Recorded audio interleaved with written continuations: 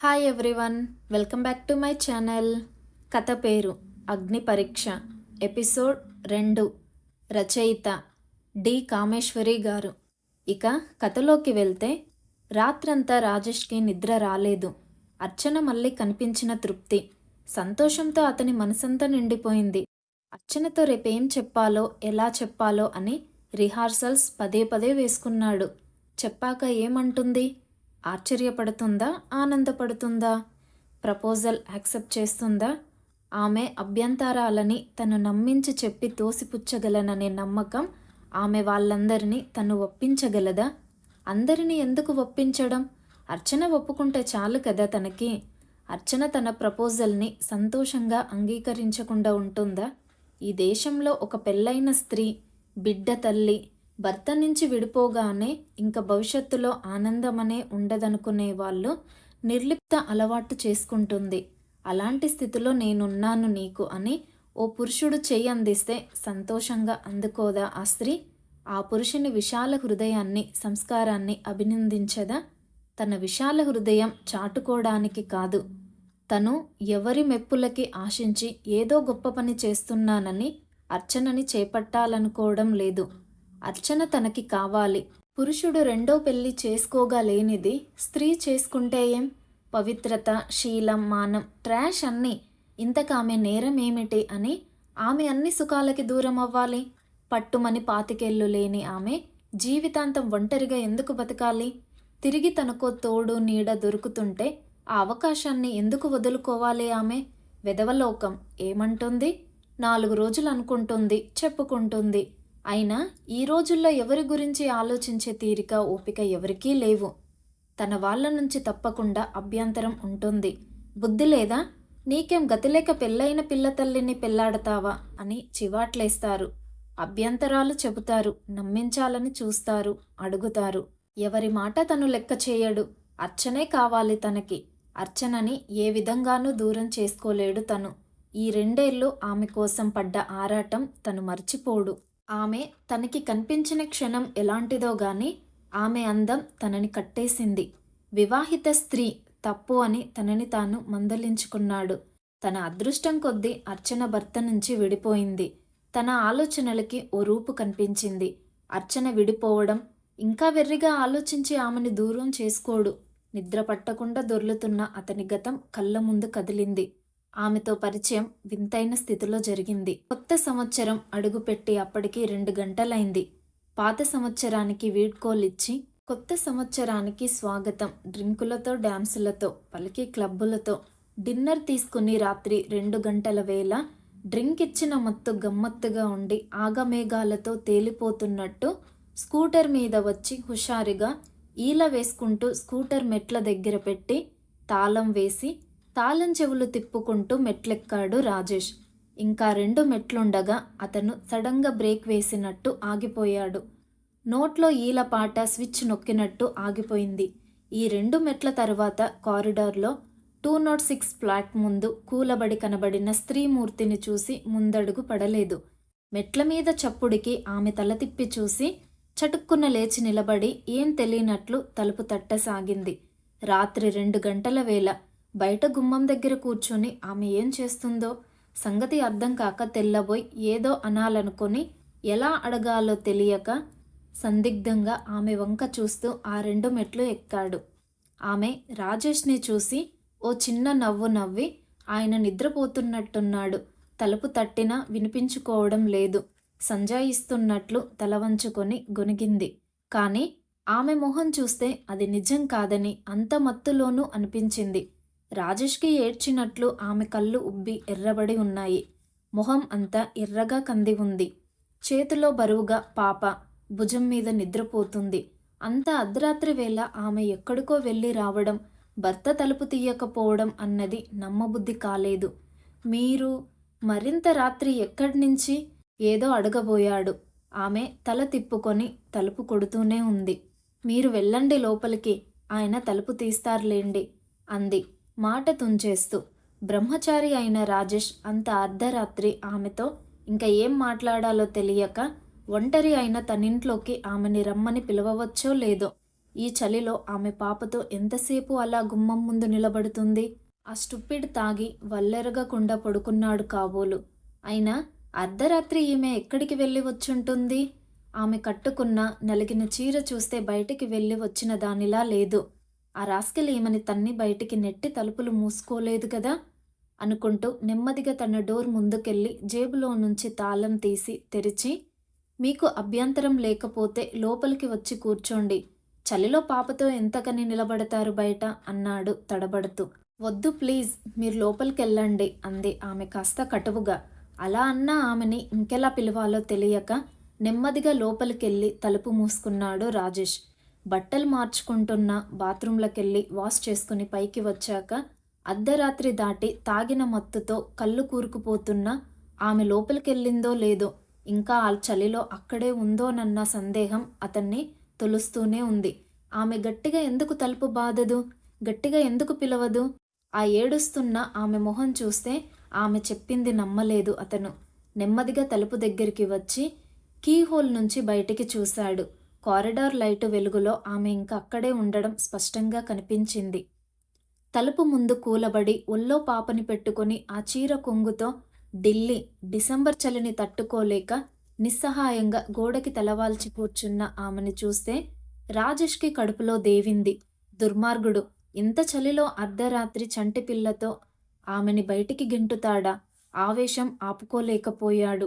రాజేష్ తలుపులు బద్దలు కొట్టి వాడిని బయటికి ఇడ్చి 4 తన్నాలన్నంత ఆవేశం వచ్చింది. ఈమె ఇలా ఊరుకుంటుందేం? అరిచి నలుగురిని పిలిచి తన్నించదేం? ఓ ఎలా అరుస్తుంది! పరువు ప్రతిష్టలు ఆమె నోరు నొక్కేస్తుంటాయి. అర్చి పిలిచి నలుగురిని పోగేస్తే పోయేది ఆమె పరువేగా. అయినింటి ఆమెకి పరువేగా ముఖ్యం. ఇంత తెల్లార్లు ఆ రాస్కెల్ తలుపు తీయకపోతే ఆ చలిలో అక్కడే ఉండాల్సిందే ఆమె. ఇంకా చూస్తూ ఊరుకోలేకపోయాడు. అప్పటికే 3 గంటల సమయం అవుతోంది. బయట చలి ఘోరంగా ఉంది. చటుక్కున తలుపు తీసి బయటికి వచ్చాడు రాజేష్. మళ్ళీ బయటికి వచ్చిన అతన్ని చూసి ఆమె తడబడి లేవబోయింది. చూడండి మిసెస్ రావ్, ఈ అర్ధరాత్రి ఈ చలిలో పాపతో ఎంతసేపు ఇలా వెయిట్ చేస్తారు బయట? ప్లీజ్ మా ఇంట్లోకి వచ్చి ఆ గదిలో పడుకోండి. ఆయన ఇవాళ న్యూ ఇయర్ గదా, బాగా డ్రింక్ తీసుకున్నట్టున్నారు. లేచే మాటైతే ఈ పాటికి లేచి తలుపు తీసేవారు. ఉదయమే వెళ్దురుగాని వచ్చి పడుకోండి. పాప కోసమైనా. తనకేం తెలియనట్టు మామూలుగా అన్నాడు. అర్చన తలెత్తి ఏదో చెప్పబోయి విరమించుకొని ఒక్క క్షణం ఆలోచించి లేచి నిలబడింది. మౌనంగా పాపనెత్తుకొని అతని వెంట లోపలికి నడిచింది. ఆ 2 బెడ్రూమ్ల ఇంట్లో రెండో పడక గది చూపించి, చాలా రాత్రైంది, పడుకోండి. అక్కడే బ్లాంకెట్ ఉంది బెడ్ మీద. ఉదయం లేపుతాను, గుడ్ నైట్ అని ఆమెకి ఇంకేం మాట్లాడ్డానికి అవకాశం ఇయ్యకుండా తన గదిలోకి వెళ్ళి తలుపు మూసుకున్నాడు. పడుకున్నప్పటి వరకు ఉన్న మత్తు కాస్త దిగజారిపోయి నిద్ర పట్టలేదు రాజేష్కి. ఈమె ఇంత అందమైన ఈమెని పువ్వుల్లో పెట్టి పూజించాల్సింది పోయి ఆ రాస్కెల్ ఎందుకిలా ఆమెని బాధిస్తాడు? అదే తనైతే ఈ అందాన్ని ఎంత ఆరాధించేవాడో, అంత అందమైన భార్యను పొందినందుకు ఎంత గర్వించేవాడో. ఆమె పేరు అర్చన. మనిషిలాగే పేరు అందమైంది. పూజించకపోయినా భార్యగా ఆదరించి అభిమానించను కూడా చెయ్యకుండా అందమైన ఈ అర్చనని నిర్దయగా నేలరాస్తున్నాడు మూర్ఖుడు. గత 2 ఏళ్లుగా పక్క ప్లాట్లో ఉంటున్న రాజేష్ మొదటిసారి అర్చనని గుమ్మం దగ్గర నిలబడి గిన్నె చేతిలో పట్టుకొని పాలు పోయించుకుంటూ ఉంటే బయట నుంచి వస్తూ అలాగే ఆ 2వ మెట్టు మీద నిలబడే చూశాడు. చూడగానే కళ్ళ ముందు ఒక మెరుపు మెరిసినట్టనిపించింది. అబ్బా ఏమందం! ఈవిడ మిస్సెస్ రావా అనుకున్నాను. సన్నజాజి పువ్వులాంటి రంగు, అంతటి సౌకుమార్యం, నల్లని ఒత్తైన జుట్టు, సంపెంగ లాంటి ముక్కు, చక్కటి పలువరుసతో చిన్న నోరు, ఇంట్లో పనిచేసుకునేటప్పుడు కట్టుకునే ఆకుపచ్చ వాయిల్ చీర, అదే రంగు జాకెట్తో ఉన్న ఆమెని చూడగానే ఆకుల మధ్య సన్నజాజి పువ్వనిపించింది. వాడికి, ఆ రావుగడికి ఇంత అందమైన భార్య ఏంటి? ఆమెను చూస్తూ ఆ మెట్ల మీదనే అరక్షణం నిలబడిపోయాడు రాజేష్. పాలు పోయించుకుంటూనే తలెత్తి రాజేష్ని చూసి అతను తన వైపే చూస్తూ ఉండడంతో కాస్త తడబడి చిన్నగా సిగ్గుపడి చకచకా గిన్నెతో లోపలికెళ్ళిపోయింది. దూద్వాలా బాబూజీ, ఆప్కా దూద్ అనే వరకు అలా నిల్చుండిపోయాడు రాజేష్. ఆ ఆ అంటూ తడబడి తలుపు తీసి గిన్నెతో లోపలికి వెళ్ళాడు. ఈలోగా ఎప్పుడు మూసుకుందో ఆ ఇంటి తలుపు మూసుకుండిపోయింది. పాలు పోయించుకుంటూ, "ఓ అమ్మ మిస్సెస్ రావ్ హై క్యా?" అన్నాడు పాలవాడితో. "హా సాబ్, అమ్మ కల్ ఆయా బచ్చకో లేకే" అన్నాడు. ఓహో, అందుకా! తనిన్ని రోజులు ఆమెను చూడలేదు, పుట్టింటికెళ్ళి వచ్చిందన్నమాట అనుకున్నాడు. బిడ్డ తల్లి అయిన కన్నెపిల్లలాంటి ఆ అందాన్ని మరోసారి గుర్తు చేసుకున్నాడు. రాజేష్ డీసీఎం కంపెనీలో ఇంజనీర్. ఉద్యోగంలో చేరి 2 ఏళ్లయింది. ఇంజనీరింగ్ డిగ్రీతో పాటు ఎంబీఏ కూడా ఉండడంతో మంచి జీతంతో ఉన్నాడు. 26 వచ్చిన రాజేష్ని పెళ్లి చేసుకోమంటూ తల్లి పోరు పెడుతున్నా ఇంకో ఏడాది అంటూ గడువు పెట్టాడు. చూసిన ఒకరిద్దరు అమ్మాయిలు అతని ఊహాసుందరి ముందు నిలబడలేకపోయారు. తండ్రి రిటైర్డ్ జడ్జి కాకినాడలో, సొంత ఇల్లు ఉంది, 2 కొడుకులు, కూతుళ్ల మధ్య రాజేష్ ఆఖరివాడు. కంపెనీ ఇంటద్దే ఇస్తుంది కనుక బ్యాచులర్ అయినా మంచి 2 BHK ఇల్లు తీసుకున్నాడు. తల్లి తండ్రి వచ్చి ఎప్పుడన్నా 1 నెల రోజులుంటారని ఇంట్లో ఇంచుమించు సామాన్లున్నాయి. అన్నీ చేర్చాడు. హాయిగా బ్యాచులర్ లైఫ్ అనుభవిస్తూ క్లబ్లో ఫ్రెండ్స్తో గడుపుతున్నాడు. ఆ 3 అంతస్తుల బిల్డింగ్లో మొత్తం 12 ఫ్లాట్స్ ఉన్నాయి. తను ఇటు ఫ్లాట్స్ వాళ్లతో పరిచయం చేసుకోవాలనిపించి పక్కింటికెళ్ళి పరిచయం చేసుకున్నాడు. ఓ పక్క మెహతా అని గుజరాతీలు, భార్యాభర్త, 2 పిల్లలు. అతను ఓ పెద్ద కంపెనీలో పర్సనల్ మేనేజర్, భార్య ఓ ఇంజనీర్ కాలేజీలో లెక్చరర్. ఇద్దరూ ఉద్యోగస్తులు అవడంతో ఉదయం లేచింది మొదలు ఉరుకుల పరుగులతో ఇంట్లో పని చేసుకుని పిల్లలని స్కూలులో దింపి ఉద్యోగాలకెళ్ళి సాయంత్రం ఏ 6కో ఇల్లు చేరుతారు. ఏ ఆదివారమో తప్ప ఎవరు కనబడరు. అయినా ఇద్దరు సరదాగా ఉంటారు. రాజేష్ని అభిమానంగా పలకరించి ఆదివారం పూట అప్పుడప్పుడు తమతో బ్రేక్ఫాస్ట్, లంచో తీసుకోమని పిలుస్తుంటారు.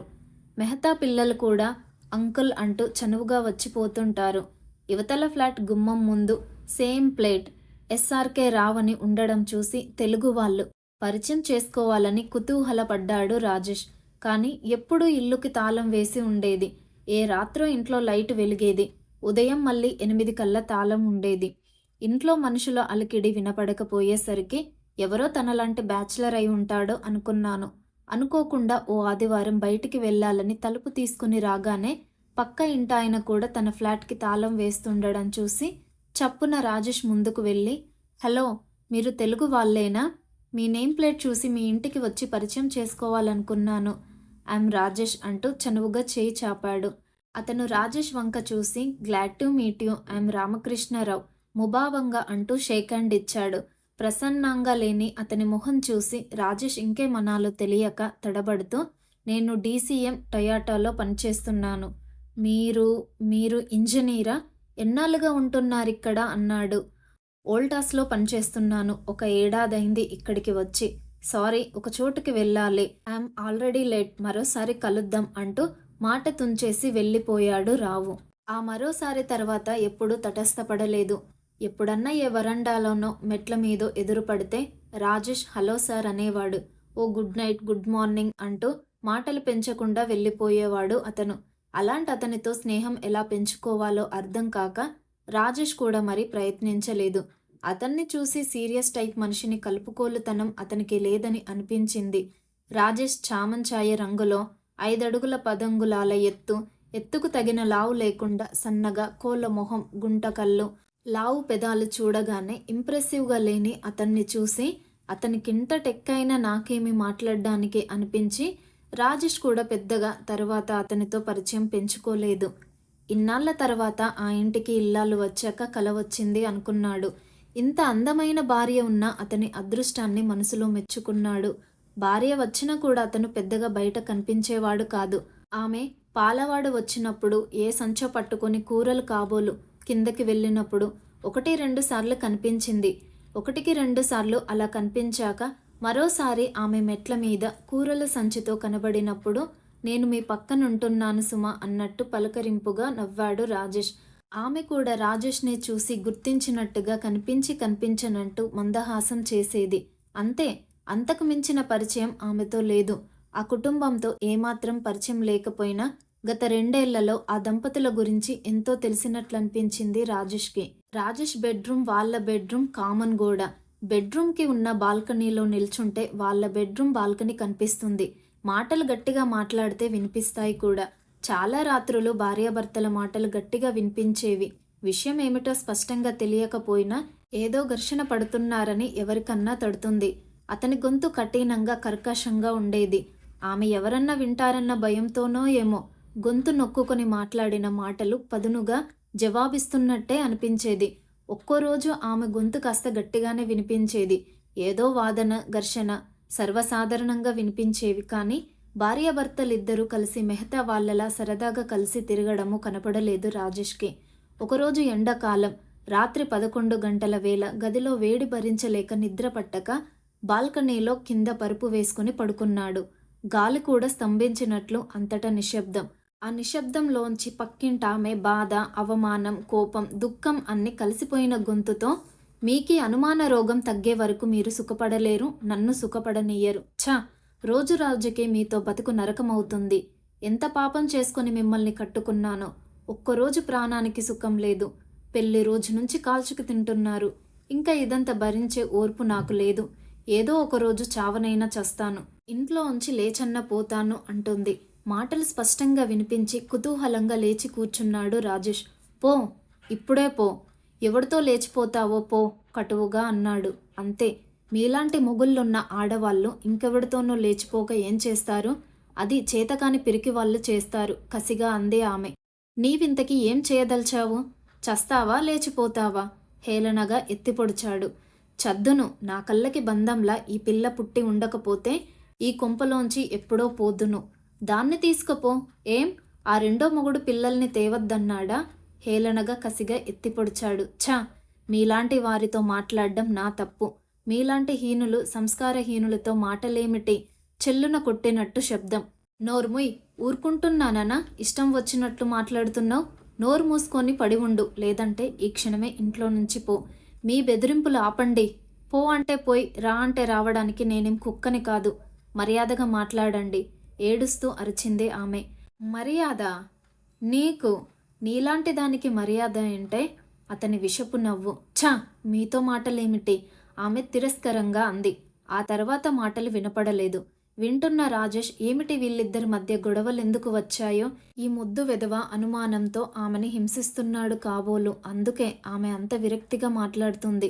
స్టూపిడ్ ఫెలో, ఇంత అందమైన భార్యను ఉంచుకొని జీవితం ఎందుకిలా నరకం చేసుకుంటున్నాడు?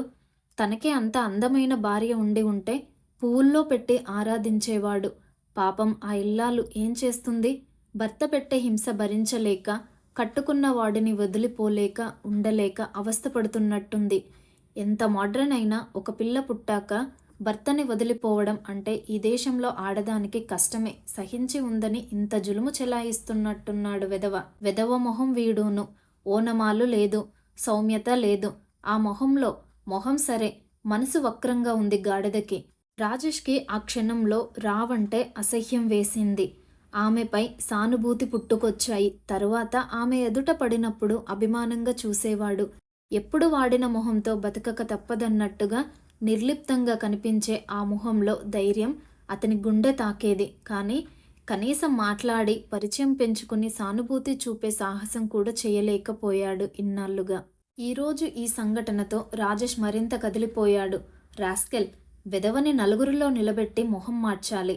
భార్యని ఇలా ట్రీట్ చేసినందునకు నలుగురిలో నిలబెట్టి చెప్పిచ్చుకొట్టాలి. రాత్రి ఇలా తన ఇంట్లో వచ్చి పడుకున్నందుకు మరో సీను సృష్టించాడు కదూ. ఆలోచనల మధ్యలో నిద్ర పట్టక ఏ తెల్లవారుజాముకో కళ్ళు మూతలు పడ్డాయి రాజేష్కి.